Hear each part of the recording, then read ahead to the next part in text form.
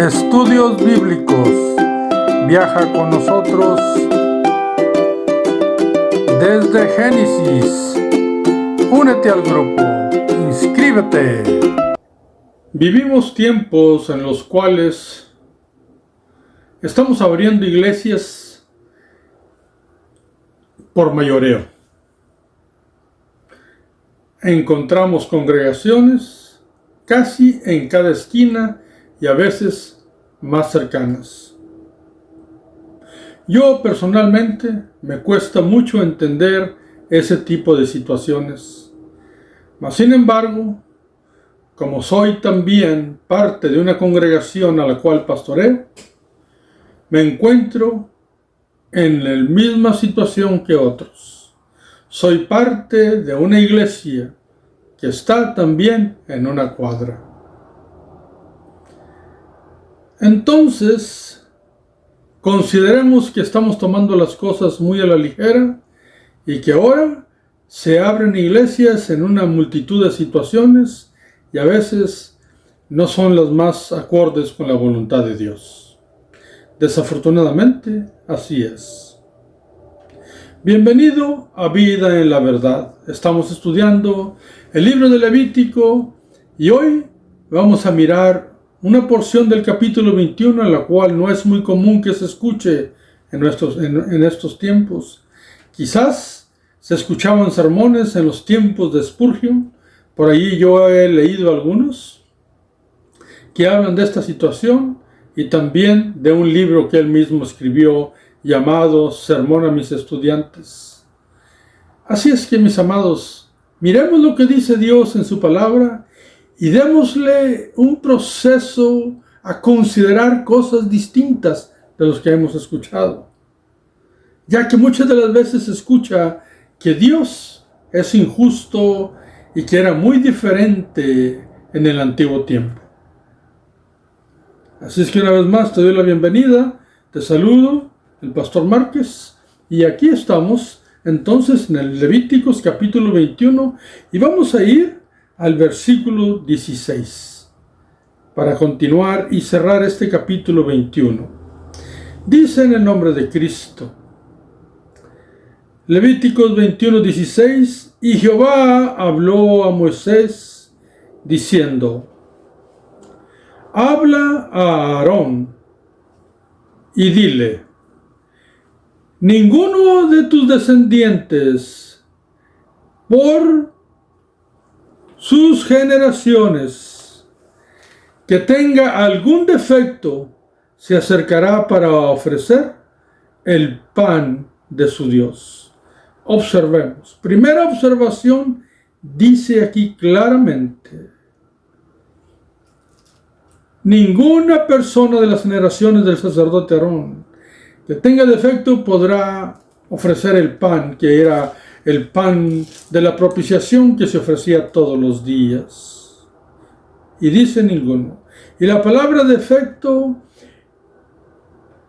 se puede ubicar perfectamente en lo físico, pero también en lo moral y espiritual.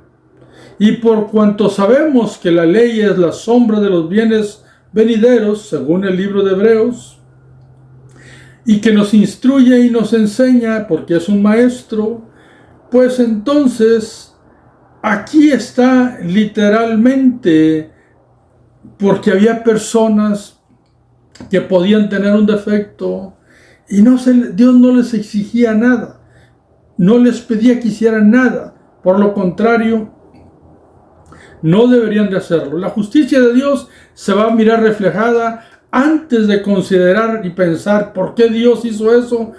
Esperemos para ver qué nos enseña la Biblia. Entonces, ya dice el versículo 17 que sin ningún defecto, aquel que tenga defecto no podrá presentar el pan que se presenta todos los días en el tabernáculo o en el templo después. Y luego dice el 18, porque ningún varón en el cual haya defecto se acercará. Varón ciego, o cojo, o mutilado, o sobrado. Y estas son condiciones físicas. Pero la palabra defecto puede ser también ubicada en situaciones morales y espirituales. Y sigue la lista. El versículo 19 dice: o varón que tenga quebradura de pie, o rotura de mano, o jorobado, o enano, o que tenga una nube en el ojo, o que tenga una sarna, o empeine, o testículo magullado. Versículo 21, ningún varón de los descendientes del sacerdote Aarón, en el cual haya defecto, se acercará para ofrecer las ofrendas encendidas para Jehová. Hay defecto en él, no se acercará a ofrecer el pan de su Dios. Leí hasta el 21. Hasta ahí Dios da una gran lista que podríamos buscar aplicación espiritual. Porque si habla de ser tuerto, es falta de visión. Si tiene quebradura de pie, es falta de caminar correcto. Tiene sus aplicaciones, pero antiguamente era literalmente la persona que estuviera en esa situación. Pero Dios no era porque era injusto. Dios nunca ha sido injusto, ni lo será nunca. Sino porque si una persona tenía una condición, no tenía por qué tener responsabilidades, las cuales iban a costarle por su asunto que él tenía en su vida. Aún nosotros en estos tiempos, a alguien que tiene cierta condición física, no le pedimos las mismas cosas que a alguien que está regular. ¿Y cómo sabemos que Dios es realmente justo? Porque hasta aquí nos parece como algo cruel. Pero observemos, Dios lo único que está evitando es que una persona que no tenga las condiciones aptas se meta en problemas que no necesita. Porque en el siguiente versículo, en el versículo 22, lo dice claramente, escuchemos, dice, del pan de su Dios, de lo muy santo y de las cosas santificadas podrá comer. Observemos como Dios no evita que coman de lo más sagrado, que coman de lo más santo, del pan, de las ofrendas. Entonces aquí no hay una injusticia, sino una protección para aquellos que no podían desarrollar sus actividades espirituales por un impedimento que tenían. Esa es la realidad. Esa es lo que Dios pone aquí, y su justicia está basada en que ellos iban a disfrutar de todo. De todo, igual que el sumo sacerdote que comía de las ofrendas y del pan y de los otros sacerdotes, pues ellos no participaban porque había algo que les impedía, pero en la administración, pero igual podían disfrutar de todos los privilegios. Eso es excelente y es justicia de Dios. Y siempre considera cómo podríamos nosotros poner responsabilidades a alguien que no pudiera llevarlas a cabo. Eso sí sería injusto. ¿Cómo podrías hacer pan o alguien que tiene impedida su mano? Le va a costar mucho. Entonces Dios en su justicia dice, no van a hacerlo, que no se acerquen, pero que disfruten todo. Dios es justo. Entonces, aunque aquí tiene su aplicación espiritual, aquí lo tiene. Pero el propósito aquí en el antiguo tiempo no es injusticia, sino por todo lo contrario, justicia. Fuera injusto si dijera, y no pueden participar ninguna comida de las cosas sagradas. Pero no es lo que Dios está diciendo. Lo que Dios está diciendo es de que pueden disfrutar de todas las cosas santas y muy santas. Y dice el versículo 23.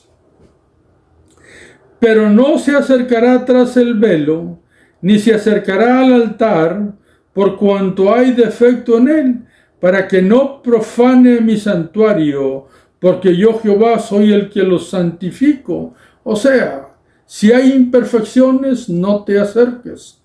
Si no estás completo, no te acerques. Y vuelvo y repito, tiene su aplicación espiritual. Pero no hay ninguna injusticia en esta aplicación. Nosotros mismos tratamos mucho mejor a alguien que está en una situación y no le ponemos responsabilidades que no necesita. Aunque vivimos en unos tiempos donde ahora las personas que tienen ciertas características especiales, como se les dice, pues pueden participar en muchas cosas, pero por más que quieran no pueden ser iguales. No son iguales las olimpiadas de los deportistas completos que a las olimpiadas que se le llama que van las personas con ciertos asuntos de su físico. Participan de deportes, pero no al mismo nivel. Y no se les puede exigir más. Entonces, estas personas podían participar de los privilegios de las ofrendas, pero no deberían de acercarse a las cosas perfectas de Dios. Nada más podían disfrutar de ellas. ¿No es eso glorioso? Nuestro Dios santo, lo justo que Él es. Ahora, dice el último versículo del 24. Y Moisés habló esto a Aarón y a sus hijos y todos los hijos de Israel. Dios le dijo a Moisés, y Moisés lo instruyó a los sacerdotes, y había la necesidad de practicarlo. Era un estatuto de Dios, era una instrucción de Dios, y lo iban a respetar, o el propósito era de respetarlo. Así es que Dios siempre protege al ciego, al sordo, al cojo, siempre lo hace en toda la porción bíblica. Al menesteroso, al huérfano, a la viuda, al extranjero. Dios es justo en todos sus caminos, perfecto en todos ellos. Y aquí la justicia está siempre para aquel que está en impedimento. Entonces, ¿qué aplicación espiritual tenemos aquí para el antiguo tiempo, ya que es una sombra de los bienes venideros? Mis amados hermanos, pues ahora que vivimos en tiempos donde todos, o mucha gran cantidad, piensa que puede ser ministro, pues debemos de tener cuidado, porque algunos de nosotros podríamos tener ciertos graves problemas delante de nuestro Dios. Y entonces, la persona que se presentaba delante de Dios necesitaba ser irreprensible. Ahora tú dirás, hermano, ¿irreprensible quién? Pues debemos de procurarlo. Entonces, en el Nuevo Testamento tenemos las cartas a Timoteo y a Tito.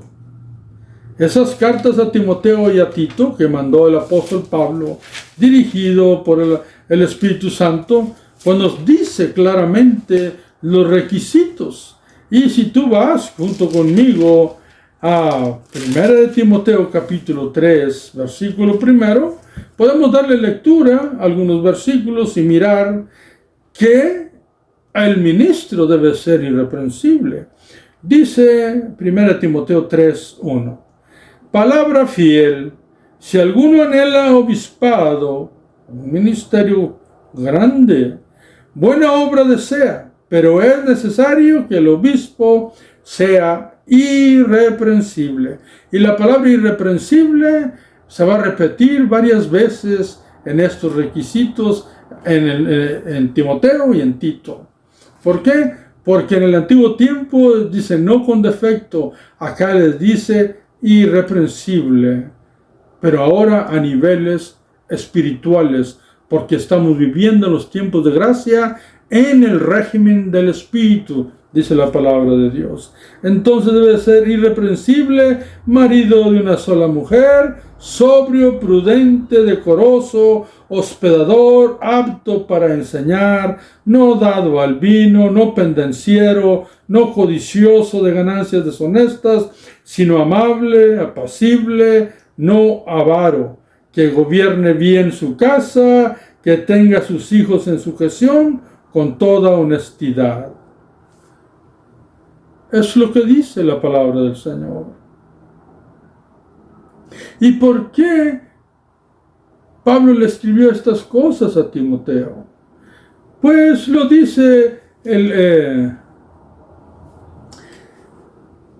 versículo 15. Dice, voy a leer el 14 y el 15.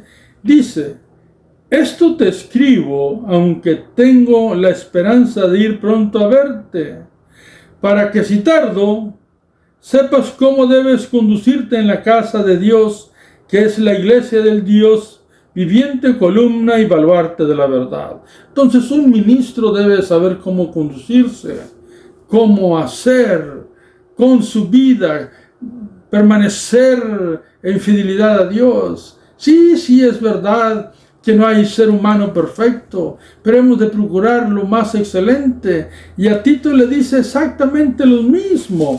Ahora, si vamos al libro de Tito, que es también una epístola pastoral, pues le dice en el capítulo 1, versículo 5, dice: por esta causa te dejé en Creta, que era el lugar donde estaba Tito, para que corrigieses lo deficiente y establecieses ancianos en cada ciudad, así como yo te mandé, personas que supieran qué hacer, ancianos espirituales. Dice, y los requisitos son estos, versículo 6, el que fuere irreprensible. Una vez más, marido de una sola mujer, y tenga hijos creyentes, que no estén acusados de disolución ni de rebeldía, porque es necesario que el obispo sea irreprensible, una vez más, como administrador de Dios, no soberbio, no iracundo, no dado al vino, no pendenciero, no judicioso de ganancias deshonestas, etcétera, etcétera. Entonces la palabra irreprensible se ocupa de describir lo que Dios está pidiendo de aquel que quiere ser ministro. Entonces, hay requisitos. Porque aquí, la persona que tenga defecto espiritual debe de tener cuidado, porque necesita corregir esa área tan pronto como ya. Y que el Espíritu Santo ministre en nuestras vidas si hay un área y corregirla, porque en grave problema puede uno entrar delante de nuestro Dios. Entonces Pablo también da esta recomendación en 2 de Timoteo capítulo 2 versículo 15, dice: procura con diligencia presentarte a Dios aprobado, como obrero que no tiene de qué avergonzarse, que usa bien la palabra de verdad. Eso es lo que enseña la palabra.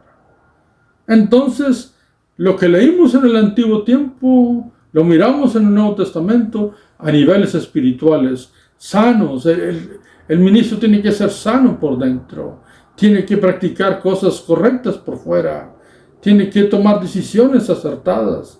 Y en el momento del error, inmediatamente enmendar el asunto, ir y buscar la administración de Dios de tal manera que nos ayude a corregirnos.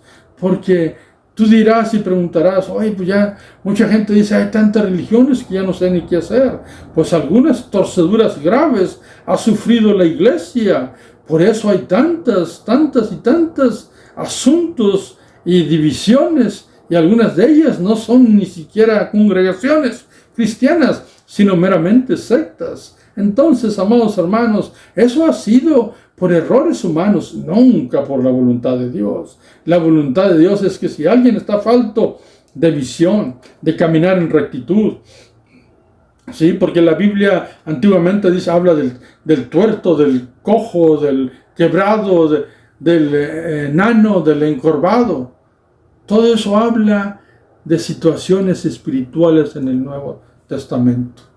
Cuando un ministro no hace lo correcto. Y por último, leemos un texto. Ahí mismo en 2 de Timoteo, dije segunda, es primera. Primera de Timoteo, capítulo 4, versículo 12. Leemos una pequeña porción y dice: ninguno, Pablo hablando a Timoteo, ninguno tenga en poco tu juventud, porque Timoteo era más joven que muchos. Dice, sino sé ejemplo de los creyentes en palabra, conducta, amor, espíritu, fe y pureza. Entre tanto que voy, ocúpate en la lectura, la exhortación y la enseñanza. No descuides el don que hay en ti, que te fue dado mediante profecía con la imposición de las manos del presbiterio. Ocúpate en estas cosas, permanece en ellas, para que tu aprovechamiento sea manifiesto a todos. Ten cuidado de ti mismo y de la doctrina, persiste en ello, pues haciendo esto te salvarás a ti mismo y a los que te oyeren. ¿Por qué? Porque el ministro debe ocuparse realmente de aquellas cosas importantes. Entonces viene la pregunta, ¿cualquiera puede ser ministro? No. ¿Es verdad que la Biblia se puede utilizar según nuestro entendimiento? No. Responsables somos delante de Dios de lo que hacemos nosotros los ministros. Así es que considera la enseñanza de la Biblia. Y si por alguna razón tú estás en alguna congregación, busca una congregación que sea bíblica, donde se ame y se respete la instrucción bíblica, y que el ministro tenga ciertas características que lo apoyen en su vida ministerial conforme a la palabra. Ciertamente tú no eres juez de él, pero cuando estamos en algún lugar, si somos espirituales, podemos recibir testimonio del Espíritu, que realmente donde estamos es del Espíritu de Dios. No un sentir meramente sentimental, porque hay cosas que se sienten bonito, pero son contrarias a lo que Dios dice.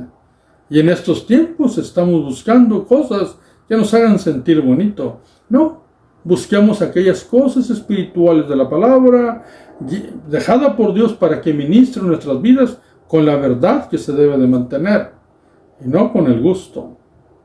Considera lo que te digo y cuida tu vida espiritual y ora a Dios, porque responsables somos delante de Él. Que Dios te bendiga, que Dios bendiga a tu familia en el poderoso nombre de Cristo Jesús. Amén.